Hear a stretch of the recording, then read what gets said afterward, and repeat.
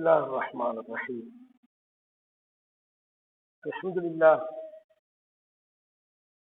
لله الذي لا يبلغ مدحته القائلون ولا يحصي نعماءه العابدون ولا يؤدي حقه المجتهدون الذي فطر الخلائق بقدرته ونشر الرياح برحمته ووتت بالصخور ميدان أرضه والصلاة والسلام على أشرف الأنبياء والمرسلين سيدنا ونبينا وحبيبنا وحبيب قلوبنا وحبيب إله العالمين أبي القاسم مصطفى محمد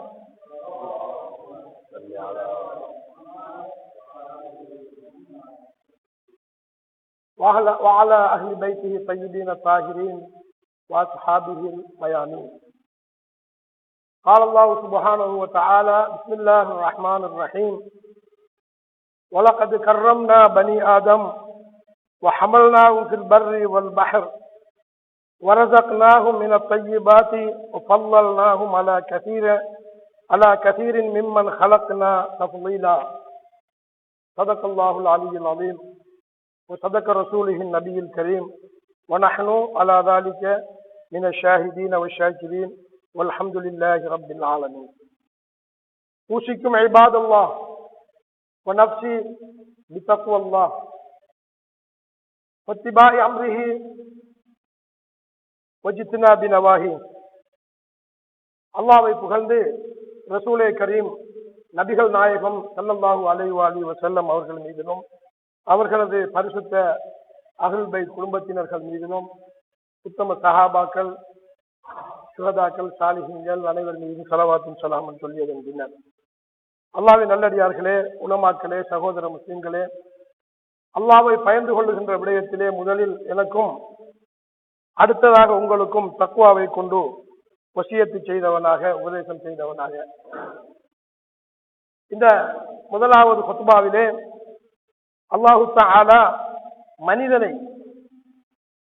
எவ்வாறு அவனை கண்ணியப்படுத்தியிருக்கின்றோம், எவ்வாறு மனிதன் இந்த உலகத்திலே படைக்கப்பட்ட படைப்புகளிலே உன்னதமானவன், சிறப்புக்குரியவன், கண்ணியத்துக்குள்ளவன், மரியாதைக்குரியவன் என்பதை பற்றியெல்லாம் இஸ்லாமிய கண்ணோட்டத்திலே நாங்கள் இன்றைய காலகட்டத்திலே பார்க்க வேண்டியிருக்கிறது. எங்களுடைய அஹ்லுல் பைத் பரம்பரையிலும்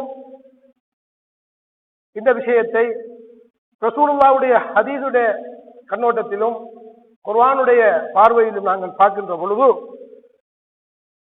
குர்ஆனை நாங்கள் குர்ஆனுல் கரீம் என்று சொல்லுகிறோம், கண்ணியமிக்க குர்ஆன் என்று சொல்லுகிறோம். அல்லாஹ் கரீம் என்று சொல்லுகிறோம், கண்ணியமிக்க அல்லாஹ். நபியுல் கரீம் என்று சொல்லுகிறோம், கண்ணியமிக்க நபி. இதே போன்றுதான் சகோதரர்களே, ஒவ்வொரு விடயங்களையும் நாங்கள் எடுத்து நோக்குகின்ற பொழுது கராமத்தும் உயர்வும் சிறப்பும் மிக்க ஒரு நிலையிலே தான் இஸ்லாமிய கண்ணோட்டத்தை நாங்கள் பார்க்கின்றோம். நாங்கள் இந்த அஹ்லுல் பைத் துஆக்களை நாங்கள் ஓதுகின்ற பொழுது உசூலுல் கரம் என்று அவர்கள் சொல்லுகிறோம். கரம் என்ற அந்த கண்ணியத்துக்குரிய அந்த அடிப்படையே அவர்கள் தான். அதே நேரத்திலே நாங்கள் பார்க்கின்றோம், மலக்குமார்களை கூட நாங்கள் சொல்லுகின்ற பொழுது கிராமங் காத்திபீன், கண்ணியமிக்க விண்ணவர்கள், மலக்குமார்கள். இதைத்தான் நாங்கள் பல கண்ணோட்டத்திலும் நாங்கள் பார்க்கின்ற பொழுது உங்களுடைய பிள்ளைகளை அக்ரிமு அவுலாதக்கும், உங்களுடைய பிள்ளைகளை நீங்கள் மரியாதையாக நடாத்துங்கள். அவர்களை குழந்தைகளாக, பிள்ளை பருவமாக, கட்டிளமை பருவமாக, அதை தாண்டி வருகின்ற நிலையிலும் கூட அவர்களை நீங்கள் கண்ணியம் கொண்டு மரியாதை கொண்டு அழையுங்கள் என்று ரசூலுல்லாஹ் ஸல்லல்லாஹு அலைஹி வஸல்லம் அவருடைய ஹதீஸை பார்க்கின்றோம். இவன் ஒருவன் கண்ணியம் உள்ளவனாக இருக்கிறானோ அவனுடைய வாழ்க்கை ஒரு கட்டுப்பாட்டுக்குள் வைத்திருப்பதை நாங்கள் அவதானிக்கலாம். அந்த கட்டுப்பாடு எப்போது வரும் என்றால் அவனுடைய ஆசைகள், ஆசாபாசங்கள், அந்த கண்ணியத்துக்காக வேண்டி அவன் அவைகளை தியாகம் செய்வான், அதிலிருந்து ஒதுங்கிக் கொள்ளுவான். அல்லது அதனை அளவோடு ஒரு கட்டுப்பாட்டுக்குள் ஒரு கொன்றோலோடு அந்த ஆசாபாசங்களை வைத்துக் கொள்வான் என்பதை சில ஹதீதுகளிலே நாங்கள் பார்க்கின்றோம். மன் கர்மத் அலைஹி நஃப்ஸு ஹானத் அலைஹி ஷஹவாத்துஹு.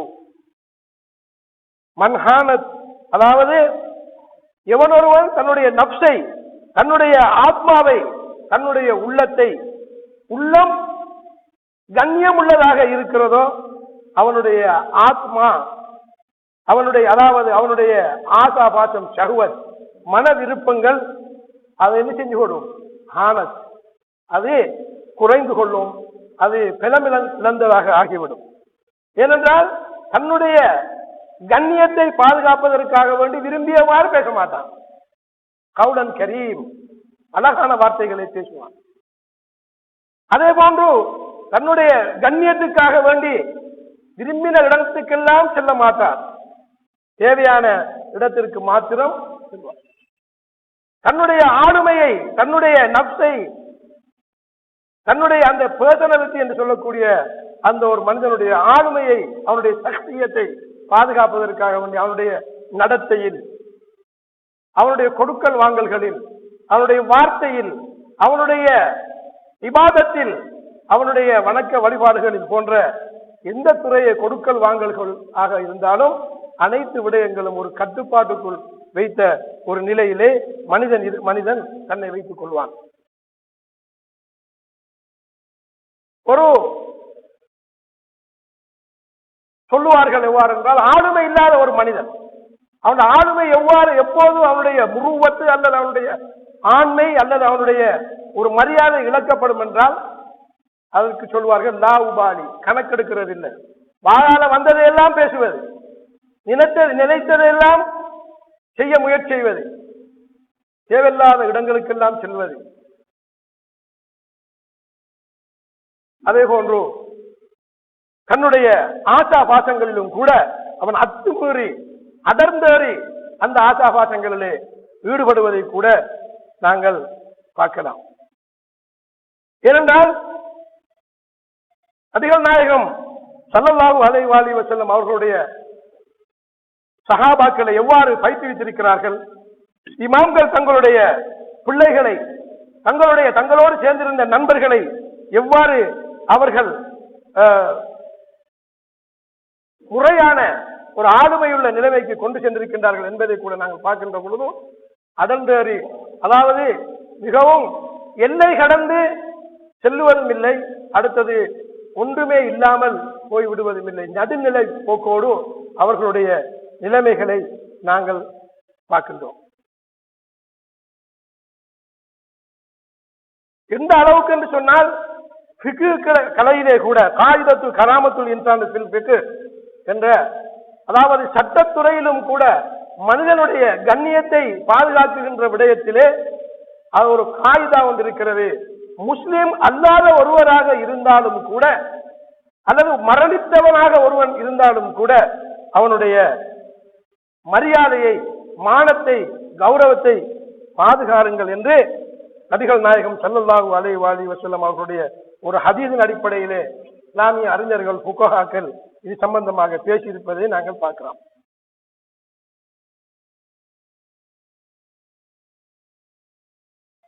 ஒரு மனிதனை பற்றி நாங்கள் புறம் பேசுகிறோம், முஸ்லிம் அல்லாதவனை பற்றி நாங்கள் பேசலாம் என்றால் அதற்கு கூட இஸ்லாத்திலே இடமில்லை. ஏனென்றால் அவன் சுமந்திருப்பது இறைவனுடைய ஆத்மாவை, அல்லாஹ்வுடைய அந்த ரூஹை அவன் சுமந்திருக்கின்றான். இதன் காரணமாகத்தான் நாங்கள் சூரத்துல் இஸ்ராவிலே 70வது வசனம், உலகது கர்ரம்னா பனி ஆதம், அதாவது ஆதத்துடைய சந்ததிகளை முஸ்லிம் என்று கூட இங்கே அல்லாஹ் தஆலா சொல்லாமல், மூமின்கள் என்று இல்லாமல் ஆதத்துடைய மக்களை நாங்கள் கண்ணியம் உள்ளவர்களாக ஆக்கியிருக்கின்றோம். அவர்களை கடலிலும் கரையிலும் நாங்கள் நல்ல உணவளித்திருக்கின்றோம் அவர்களுக்கு. அதிலே அநேகமானவர்களை மிகவும் சிறப்புள்ளவர்களாக, உயர்வுள்ளவர்களாக நாங்கள் ஆக்கியிருக்கின்றோம் என்ற ஒரு விடயத்தை இந்த குர்ஆனுடைய கண்ணோட்டத்திலே நாங்கள் பார்க்கலாம். எனவேதான் சகோதரர்களே, அல்லாஹு தஆலா எவ்வாறு கண்ணியமானவனை அல்லாஹ் கரீம், நபியுன் கரீம், கிராமன் காத்திபீன், கவுலுன் கரீம் என்றெல்லாம் வருகின்ற இந்த விடயங்களை எல்லாம் நாங்கள் ஒட்டுமொத்தமாக நாங்கள் பார்க்கின்ற பொழுதோ ஒரு மனிதன் தன்னுடைய மானத்தை, தன்னுடைய மானசீகத்தை, தன்னுடைய மரியாதையை பாதுகாப்பதற்கு அவன் எவ்வாறு தன்னுடைய உள்ளத்தை கட்டுப்படுத்தி அவன் பாதுகாத்திருப்பான் என்று நாங்கள் சிந்தித்து பார்த்தால், ஒரு மனிதன் 40, 50, 60, 70, 80 வயதாக அவன் எடுத்த பெரிய ஒரு முயற்சி, சில காரணங்களுக்காக, அரசியல் காரணம் அல்லது துனியாவுக்காக, பொருளாதாரத்துக்காக, அல்லது ஒரு துண்டு நிலத்துக்காக, அல்லது பெண்ணுக்காக ஒரு மனிதனுடைய மானம் எவ்வாறு பங்கப்படுத்தப்படுகிறது என்பதை கூட நாங்கள் இந்த உலகத்திலே இடம்பெற்றுக் கொண்டிருக்கின்ற நிகழ்வுகளை பார்க்கின்ற பொழுது நாங்கள் அவதானிக்கலாம். எனவேதான் நாங்கள் அஹ்லுல் பைத்தை பின்பற்றுகின்ற, குர்ஆனையும் ரசூலுல்லாஹ்வுடைய குடும்பத்தையும் ரசூலுல்லாஹ் பின்பற்றுகின்ற ஒருவரை நாங்கள் எந்த அளவுக்கு கண்ணியமாக நடந்து கொள்கின்றோமோ, மரியாதையாக நடந்து கொள்கின்றோமோ, அதுதான் நிச்சயமாக எங்களுடைய பண்பாட்டையும், எங்களுடைய குணத்தையும், எங்களுடைய அஹ்லாக்கையும் அது மேன்மையுற செய்யும் என்பதிலே எந்த விதமான சந்தேகமும் இல்லை. அவ்வாறு இல்லாமல் அவர் இங்கு இல்லதானே, அல்லது அவர் மரணித்து விட்டார் தானே என்றெல்லாம் நாங்கள் எப்போதெல்லாம் நாங்கள் நினைத்துக் கொண்டு அவ்வாறு பேசுகின்றோமோ அதற்கு இஸ்லாத்திலே எந்த விதமான அனுமதியும் கிடையாது என்பதை இவ்வாறான விடயங்களிலே நாங்கள் பார்க்கலாம். அதே நேரத்திலே ஒரு மனிதனோடு நாங்கள் கொடுக்கல் வாங்கல் செய்தாலும் கூட அந்த மனிதனோடு நாங்கள் எவ்வாறு ஒரு சில நேரங்களிலே நாங்கள் ஒரு பொருளை அல்லது நாங்கள் ஒரு அமானிதத்தை ஒருவருக்கு கொடுத்திருப்போம், அல்லது நாங்கள் தொழில் செய்கின்ற பொழுதும் அந்த மனிதனோடு நாங்கள் தொழில் செய்வோம் அல்லது கொடுக்கல் வாங்கல் பண்ணுவோம். அப்படியான நேரத்திலே மூமின்கள் சில நேரம் விட்டுக் கொடுப்பவர்களை செய்வார்கள். இதை நீங்க எடுத்துக்கொள்ளுங்க, அதை நான் விட்டுக் கொள்கிறேன், இதை நான் மன்னித்து விடுகிறேன், இது நீங்க இன்னைக்கு தர தேவையில்லை என்று அவர்களுடைய சில நேரங்களில் கொடுக்கல் வாங்கல் செய்கின்ற பொழுது அவ்வாறு நடந்து கொள்வார்கள் என்ற ஒரு விடயத்தை கூட நாங்கள் பார்க்கின்றோம். ஏனென்று சொன்னால், இந்த மனிதன் இவ்வாறான ஒரு நிலையை நாங்கள் எதிலே நாங்கள் பார்க்கின்றோம் என்றால், ஹாத்தம் தாயி என்ற ஒரு பெரிய ஒரு பரோபகாரி, அவருடைய வீடு எப்பொழுதும் எரிந்து கொண்டே இருக்குமா. அப்ப அவரை கூட ஒரு சந்தர்ப்பத்திலே, அவர் ஒரு முஸ்லிம் இல்லை, அப்படியாக இருந்த ஒரு மனிதரை கூட கண்ணியமாக நடந்து கொள்ளுங்கள் என்று ரசூலுல்லாஹி ஸல்லல்லாஹு அலைஹி வஸல்லம் அவர்களுக்கு எப்படி சொல்லுகிறார்கள் என்றால், குல்லு கௌமின் அக்ரிமு குல்லு கௌமின் கரீமின், ஒவ்வொரு கண்ணியமுள்ள ஒரு சமூகத்திலே நல்ல வேலைகளை செய்பவர்களை நீங்கள் கண்ணியமாக நடாத்துங்கள். அந்த சமூகத்திலே முஸ்லிம் அல்லாத சமூகமாக இருந்தாலும் கூட அந்த சமூகத்திலே அவர் மதிக்கக்கூடியவர். ஏனென்றால் அவர் வாரி வழங்கக்கூடியவர், தன்னுடைய சொத்து சுகங்களில் இருந்து ஏழை எளியவர்களை கவனிக்கக்கூடியவர், அல்லது ஒருவருக்கு ஏது நடந்து விட்டால் அதற்காக வேண்டி பல முயற்சிகளை மேற்கொள்பவர். அவர் முஸ்லிம் அல்லாதவராக இருந்தாலும் கூட அவரோடு நீங்கள் என்ன செஞ்சு கொள்ளுங்கள், அக்ரிமு குல்ல கௌமின் கரீமின் என்று சொல்லிவிட்டு, சில நேரங்களில் நாங்கள் பணத்தினால் நாங்கள் உயர்வடையலாம், அதிகாரத்தினால் உயர்வடையலாம், அல்லது வேறு வகையான பதவிகள் எங்களுக்கு கிடைக்கலாம்.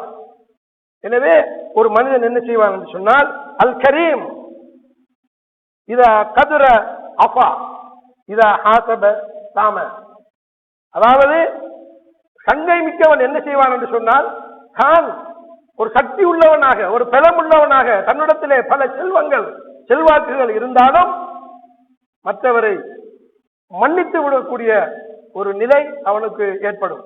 அவன் மன்னித்து விடுவான். அவன்கிட்ட பழி வாங்கலாம், அவனை கொண்டு அடைக்கலாம், அவனை ரிமாண்ட் பண்ணலாம், அவனுக்கு எதிராக வழக்கு தொடரலாம். இப்படியெல்லாம் அவனுக்கு அப்படியான அவன் ஒரு லோயராக அல்லது ஒரு பெரிய ஒரு ஜாம்பவனாக அல்லது பெரிய ஒரு பணம் படைத்தவனாக இருந்தாலும் மன்னித்து விடுவான். யார் என்றால் அந்த கராமத்துள்ளவன், கரீம் உள்ளவன். சில நேரங்களில் அவன் கொடுக்கல் வாங்கல் செய்தா என்ன செய்வான் என்று சொன்னால், அதுல இருந்து என்ன செய்வான், பரவாயில்லை, நீங்கள் அதை விடுங்கள், நான் அதை மன்னித்து விட்டேன், நீண்ட நாளா பைத்து எனக்கு நல்ல பொருளாதாரம் இருக்கிறது, நீ கஷ்டத்திலே இருக்கிறீர்கள், அல்லது நீங்கள் தந்ததை நீங்கள் தந்து விடுங்கள், லாபத்தை விட்டு விடுங்கள், இப்படியாக பல விடயங்களிலே அவர்கள் ஈடுபடுவார்கள் என்று இந்த இப்படியான ஒரு நிலையை இஸ்லாமிய கண்ணோட்டத்திலே ஹதீஸிலும் கூட நாங்கள் காணக்கூடியதாக இருக்கிறது. எனவே சகோதரர்களே, ஒரு மனிதனுடைய மானத்தை, ஒரு மனிதனுடைய மரியாதையை, ஒரு மனிதனுடைய ஆளுமையை, அவருடைய குடும்ப நிலையை, அவருடைய தன்மையை கொண்டு நாங்கள் நடந்து அதற்கேற்ற மாதிரி வாழ்வதற்கு அல்லாஹ் தஆலா எனக்கும் உங்களுக்கு அருள் புரிவானாக. வாஹிர் தவானா அனில் அல்ஹம்துலில்லாஹி ரப்பில் ஆலமீன்.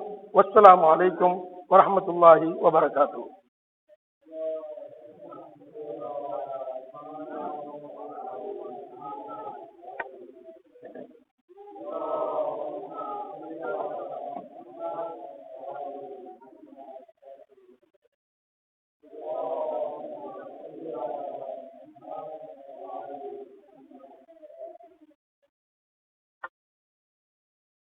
بسم الله الرحمن الرحيم. الحمد لله الذي هدانا لهذا وما كنا لنهتدي لولا أن هدانا الله. والصلاة والسلام على أشرف الأنبياء والمرسلين سيدنا ونبينا وشفيع ذنوبنا وحبيب قلوبنا أبي القاسم مصطفى محمد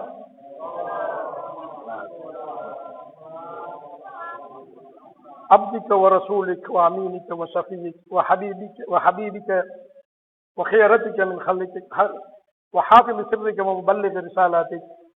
اللهم صل على علي أمير المؤمنين ووصي رسول رب العالمين. وصل على صديقة طاهرة فاطمة سيدة نساء العالمين. وصل على سبطي الرحمة وإمامي الهدى الحسن والحسين سيدي شباب أهل الجنة. وصل على أئمة المسلمين علي بن الحسين ومحمد بن علي وجعفر بن محمد وموسى بن جعفر وعلي بن موسى ومحمد بن علي وعلي بن محمد والحسن بن علي والخلف الهادي المهدي.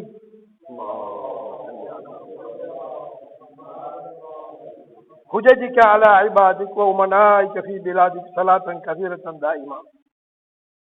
இரண்டாவது குத்பாவிலும் அல்லாஹ்வை பயந்து கொள்ளுகின்ற விடயத்திலே ஊசிக்கும் இபாதுல்லாஹ் வ நஃப்ஸி பித்தக்வல்லாஹ். முதலில் எனக்கும் உங்களுக்கும் அல்லாஹ்வை பயந்து கொள்ளுகின்ற விடயத்திலே தக்வாவை கடைபிடித்து நடக்குமாறு கேட்டுக்கொள்வதோடு அல்லாஹு தஆலா அந்த இறையச்சத்தை எல்லா நிலைகளிலும் ரகசியத்திலும் பராகசியத்திலும் இரவிலும் பகலிலும் தனிமையிலும் ஜெல்வத்திலும் கல்வத்திலும் நாங்கள் தக்வாவோடு வாழ்வதற்கு அல்லாஹு தஆலா அருள் புரிவானாக. மரியாதைக்குரிய சகோதரர்களே, அல்லாஹ்வின் நல்லடியார்களே, உலமாக்களே, இந்த உலகத்திலே நாங்கள் ஏன் படைக்கப்பட்டிருக்கிறோம்? உலகத்திலே இருக்கக்கூடிய படைப்புகளை விடவும் நாங்கள் ஏன் சிறந்தவர்களாக இருக்கிறோம்? உலக படைப்புகளை பற்றி ஆய்வு செய்த அறிஞர்கள் அஷ்ரஃபுல் மக்லூகாத் என்று சொல்லக்கூடிய மனிதன் எல்லா படைப்பினங்களை விடவும் உன்னதமானவும் உயர்ந்தவனாக முடிவு செய்திருக்கிறார். ஆய்வுகள் சொல்லுகிறது. ஒரு பாஷையை பேசுகின்ற மனிதன் இன்னொரு பாஷையை மனிதனால் மாத்திரம்தான் பேச முடியும். ஆடை அணிகின்றது மனிதர்கள் மாத்திரம்தான். இப்படியாக நிறைய அடுக்கிக் கொண்டே செல்லலாம். எனவேதான் இந்த மனிதனாக அஷ்ரஃபுல் மக்லூகாத்தாக வாழ வேண்டுமாக இருந்தால் நாங்கள் எல்லோரும் கடைபிடிக்க வேண்டிய விடயம்தான் எங்களுடைய அகத்தினுடைய உள்ளத்தினுடைய போராட்டம். எவர் ஒரு மனிதன் நப்சை வெல்லவில்லையோ, ஆன்மாவை வெல்லவில்லையோ, அவன் ஒரு கோழையாகத்தான் இஸ்லாத்திலே கருதப்படுவான். மனிதர்களை சிறந்தவன் யார் தெரியுமா? தன்னுடைய நப்சை ஒரு கொன்றோலுக்குள் வைத்தவன், நிகைத்தவன், கட்டுப்படுத்தியவன். ஆகவேதான் சகோதரர்களே, நாங்கள் இந்த உலகத்திலே படைக்கப்பட்டிருக்கின்ற நாங்கள் உள்ள போராட்டத்தை நாங்கள் எப்பொழுதும் நாங்கள் மேற்கொள்ள வேண்டியிருக்கிறது. எல்லோரும் தெரிந்த ஒரு ஹதீஸ், ஒரு யுத்தத்துக்கு சென்ற சஹாபாக்கள் பெரும் அனர்த்தங்களுக்கு மத்தியிலே அந்த யுத்தத்தை முடிவு செய்துவிட்டு கலப்போடும் பசியோடும் தாகத்தோடும் வெயிலோடும் அவர்கள் வந்திருந்த பொழுது ரசூலுல்லாஹ் சொன்னார்கள், ஒரு சிறிய ஒரு யுத்தத்தை நீங்கள் முடித்து விட்டு வந்திருக்கின்றீர்கள், பெரிய ஒரு யுத்தத்துக்கு தயாராக வேண்டியிருக்கிறது. சஹாபாக்கள் கேட்டார்கள், யார் ரசூலுல்லாஹ், பசியோடு பட்டணியோடு இவ்வளவான ஒரு பொருளாதார பிரச்சனைகளுக்கு மத்தியில் இந்த கோடை காலத்திலே செய்த இந்த யுத்தத்தை விடவும் பெரிய யுத்தமா என்று சொன்ன பொழுது அதுதான் உள்ளத்துடன் போராடுவது என்ற கருத்தை நபிகள் நாயகம் ஸல்லல்லாஹு அலைஹி வஸல்லம் அவர்கள் சொன்ன இந்த விடயத்தை இமாம் சய்யிதுனா ஜாஃபர் சாதிக் ஸலாமுல்லாஹி அலைஹி அவர்கள் கூட சுட்டிக்காட்டுவதை நாங்கள் பார்க்கிறோம். எனவே சகோதரர்களே, எப்பொழுதும் உள்ளத்தை நாங்கள் சீராக இயற்கையோடு வைத்திருந்தால் அது ஹக்கின் பக்கம் எப்பொழுதும் சாய்ந்து கொண்டே இருக்கும். எனவே நாங்கள் ஹக்கை அறிவது, முடிந்தவரை அந்த ஹக்கின் அடிப்படையிலே நாங்கள் பயணிப்பது, இந்த இவ்வாறு நாங்கள் செய்கின்ற பொழுது மாரிபத்து கிதாபில்லா, அல்லாஹ்வுடைய மாரிஃபாவை, அவனுடைய கிதாபை, சுன்னத்தின் நபியில்லா, ரசூலுல்லாஹ்வுடைய சுன்னாவை, சுன்னத்தி ஐம்மத்தில் ஹுதா, பரிசுத்த இமாம்களுடைய நேரான வழிகாட்டல்களை நாங்கள் பெறுவதற்கு நிச்சயமா எங்களுடைய அகச்சுத்தம் சரியாக இருக்க வேண்டும். அவ்வாறு இருக்குகின்ற பொழுதுதான் நாங்கள் எங்களுடைய ஏனைய விடயங்களிலே நாங்கள் வெல்ல முடியும். சிலர்கள் சொல்வார்கள் நேரம் இல்லை, எதற்கு எடுத்தாலும் நேரம் இல்லை. அப்படி என்றால் அல்லாஹ் அந்த நேரம் எதற்காக? மாதா துஜீப் யௌமல் கியாமா, மர்ம நாளையிலே நீ என்ன சொல்ல போகிறாய்? எனவேதான் எப்பொழுதும் அவர்கள் வீணான விடயங்களிலே ஈடுபட்டு காலத்தை கழித்து கழித்து ஒகுன்னா நஹூது மால் காயிலீன் ஒகுன்னா நுகர்ரிபு பியௌமித்தீன் ஹத்தா அதானல் யகீன், வீணான தேவையில்லாத விடயங்கள் எல்லாம் ஈடுபட்டு மரணம் வருகின்ற வரைக்கும் அவ்வாறு ஈடுபட்டு மறுமையை பற்றி ஒரு சரியான நிலைப்பாட்டிலே உண்மையிலே இல்லாத ஒரு நிலை. அப்பொழுது ஷஃபாத்து செய்யக்கூடியவர்களுடைய எந்த பரிந்துரைகளும் அவர்களுக்கு பயன் இல்லாமல் போய்விடும். மணி தவிக்கிறது கண்ணும் ஹுமுருன் முஸ்தன்சிரா ஹர்ரத்தின் கஸ்வரா என்று சூரத்துல் முத்தஸ்ஸிரிலே அல்லாஹு தஆலா சொல்லிக் கொண்டு போவதை ஒருத்தரம் நாங்கள் சிந்தித்து பார்க்க கடமைப்பட்டவர்களாக இருக்கிறோம். சிலர்கள் நினைத்துக் கொண்டிருக்கிறார்கள் நான் செய்வது சரி, ஆனால் அதை ஒரு சமூக கட்டமைப்போடு ஒரு சமூக பார்வையோடு பார்க்கின்ற பொழுது அது பிழையாக இருக்கும்.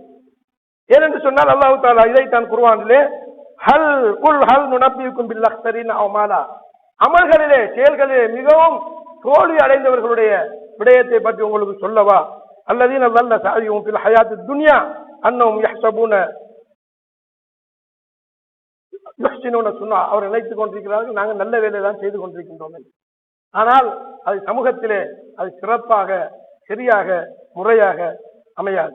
ஏனென்றால் சகோதரர்களே, நாங்கள் எப்போது இந்த உல போராட்டத்திலே இருந்து வெளியாகின்றோமோ அப்பொழுது இந்த பிரச்சனைகள் எல்லாம் சமூகத்திலே தோன்றும். அகத்தை சுத்தப்படுத்தாமல், உள்ளத்தை தூய்மைப்படுத்தாமல் கத் அஃப்லஹ மன் ஸக்காஹ, அல்லாஹ் நாங்க பார்க்கலாம் வஷ்ஷம்ஸி வதுஹா என்ற அந்த சூராவை நாங்கள் சூரத்து ஷம்ஸிலே கிட்டத்தட்ட 11 சத்தியங்களை அல்லாஹ் தஆலா சொல்கிறான். வஷ்ஷம்ஸி வதுஹாஹா வல் கமரி இதா தலாஹா வன் நஹாரி இதா ஜல்லாஹா என்று சொல்லிவிட்டு கத் அஃப்லஹ மன் ஸக்காஹ, இப்படியான தக்கீத் நிறைந்த உறுதியான சத்தியம் செய்து சொல்லுகின்ற குர்ஆனுடைய வசனத்தை நாங்கள் காண முடியாது.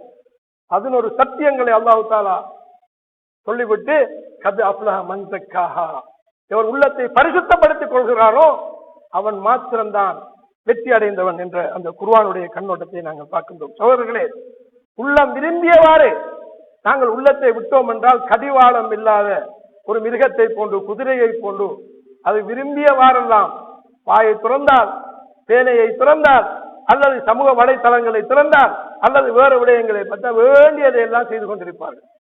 இதனால் என்ன செய்யும் என்று சொன்னால் மிருகத்தன்மைக்கு அவர்களை அழைத்து செல்வது மாத்திரமல்ல, அது என்ன செய்யும் என்றால் மனிதனுடைய ஈமானை கூட என்ன செய்துவிடும், அவர்களிடத்தில் இருந்து அதை அழித்து மனிதனை பார்ப்பதற்கு மனிதன் ஒரு நல்ல ஒரு மனிதனாக இருப்பான். அவனுடைய அகரீதியான உளரீதியான செயற்பாடு மிருகத்தன்மை கொண்டதாக இருக்கும். நப்சுன் அம்மாராவாக மாறி அதே நேரத்திலே அவன் எதுவுமே செய்ய முடியாத அளவுக்கு அவன் ஆகிவிடக்கூடிய நிலைமைகளை பார்க்கின்றோம். ஏனென்று சொன்னால் ஒரு மனிதனுடைய தர்பியத்துன் நப்ஸ் அல்லது ஜிஹாதுன் நப்ஸ், உள்ளத்துடனான போராட்டம், தன்னை திருத்திக் கொள்கின்ற இந்த வகையான போராட்டத்திலே மனிதன் அவன் ஷைத்தானை வெல்லவில்லை என்றால் வெளியிலே இருக்கின்ற ஷைத்தான்களுக்கு கட்டுப்பட்டு நடக்கக்கூடிய நிலைதான் ஏற்படும் என்பதிலே எந்த விதமான சந்தேகம். எனவே எங்களுக்கு வரக்கூடிய உணர்வுகள், மன தோற்றங்கள், உளப்பிளவுகள், அதாவது சொல்வார்கள் ஃபீலிங், இமோஷன், எங்ஸைட்டி, இப்படியான இந்த உளவியல் ரீதியான விடயங்களிலே ஒரு மனிதன் அவன் அவைகளை ஒரு கொண்ட்ரோலுக்குள் வைத்துக் கொள்ளாவிட்டால் மனிதன் மிருகமாக மாறி அவனுடைய ஈமானை கூட அடித்து விடக்கூடிய ஒரு நிலை ஏற்படும்.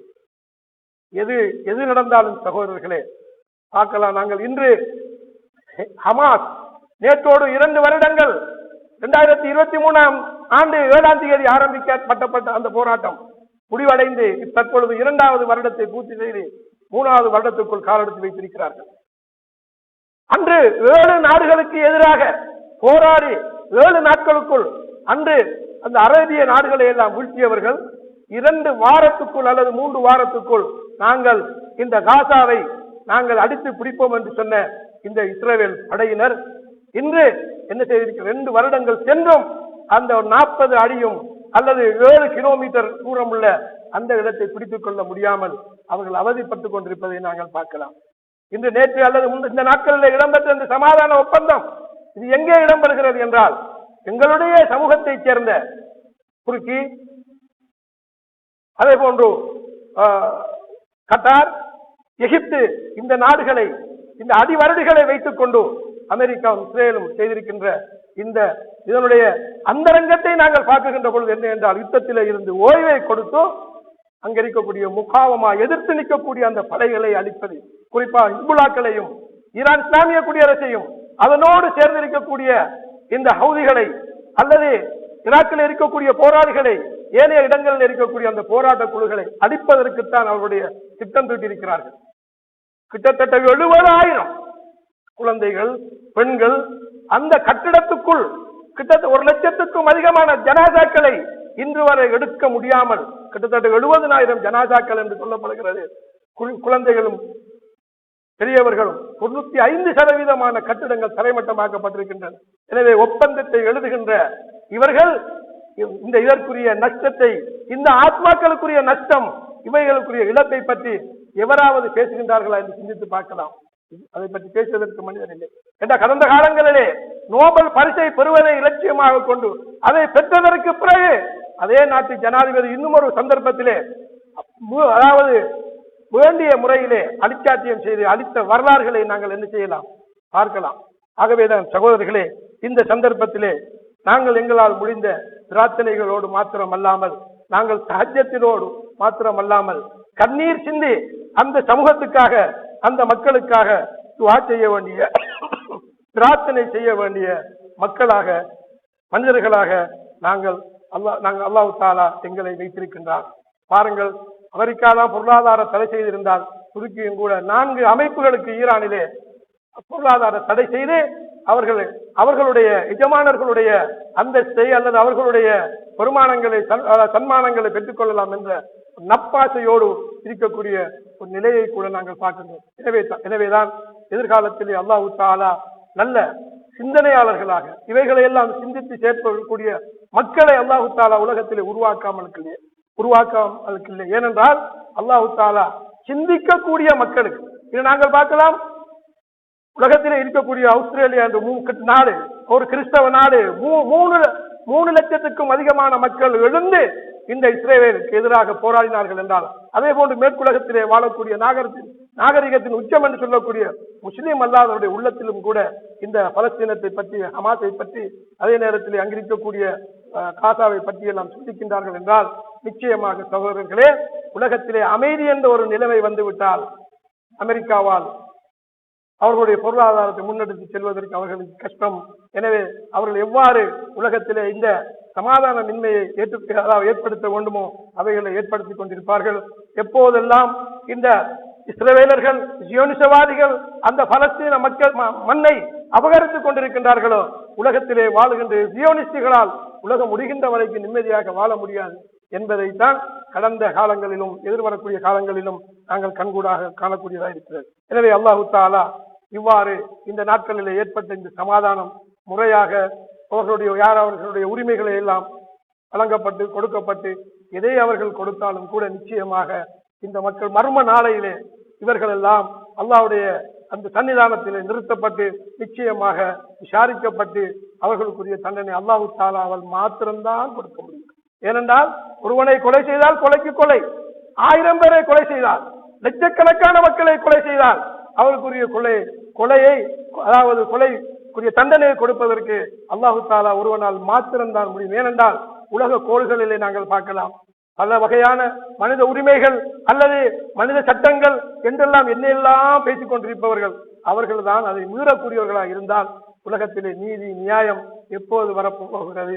நிச்சயமாக அதுதான் இமாம் மஹ்தி அலைஹிஸ்ஸலாம் அவர்களுடைய அந்த எதிர்பார்ப்பை எல்லோரும் ஒரு எதிர்பார்ப்பாக கொண்டு நாங்கள் எங்களுடைய பிரார்த்தனைகளிலே அந்த பேரொழியை அதாவது கிழக்கிலும் மேற்கிலும் முழு உலகத்திலும் அவ்வாறான ஒரு பிரகாசம் ஏற்படுவதற்கு அந்த சீர்திருத்தவாதியை அந்த இமாம் ஜமானை நாங்கள் கேட்டு பிரார்த்தனை செய்து எங்களால் முடிந்த அந்த பிரார்த்தனையிலே ஈடுபட்டு செயற்படுவதற்கு அல்லாஹ் தஆலா எனக்கும் உங்களுக்கும் நல்லவர்கள் புரிவானாக.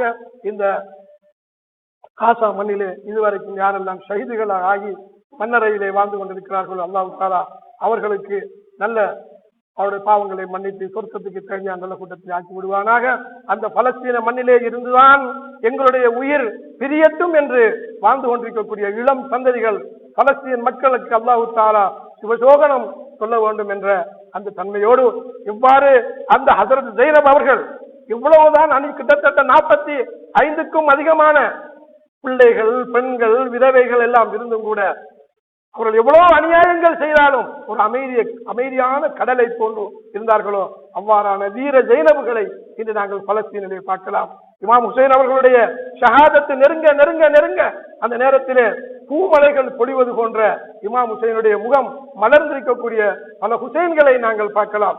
அவ்வாறான இக்கட்டான கட்டத்திலும் இமாம் அலி அலைஹிஸ்ஸலாம் அவர்களை பள்ளியிலே வெட்டிய போதும் குஸ்து ரப்பில் காபா என்று அமைதியாக தன்னுடைய வாயிலே இருந்து முழங்கிய பல அலிகளை நாங்கள் பார்க்கலாம். எனவேதான் அலிகளாலும் ஹுசைன்களாலும் ஜெயினபுகளாலும் நிச்சயமாக பலஸ்தீன் விடுவிக்கப்பட்டு அல்-அக்ஸா பள்ளியும் எங்களுடைய ஆன்மீக தலைவர் அவர்கள் சொல்வதை போன்று அது விடுதலை ஆகும் என்ற அந்த நம்பிக்கையை நாங்கள் உள்ளத்திலே கொண்டு வாழ்வோமாக.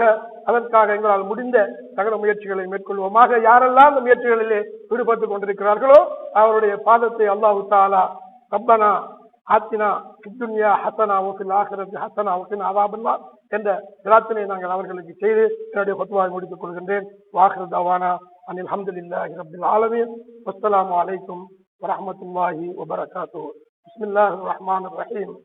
இதா ஜாஅ நஸ்ருல்லாஹி வல் ஃபத்ஹ் வரஅய்த அன்-நாஸ யதுகுலூன ஃபீ தீனில்லாஹி அஃவாஜா ஃபஸப்பிஹ் பிஹம்தி ரப்பிக வஸ்தக்ஃபிர்ஹு இன்னஹு கான தவ்வாபா. ஸதகல்லாஹுல் அலிய்யுல் அஸீம்.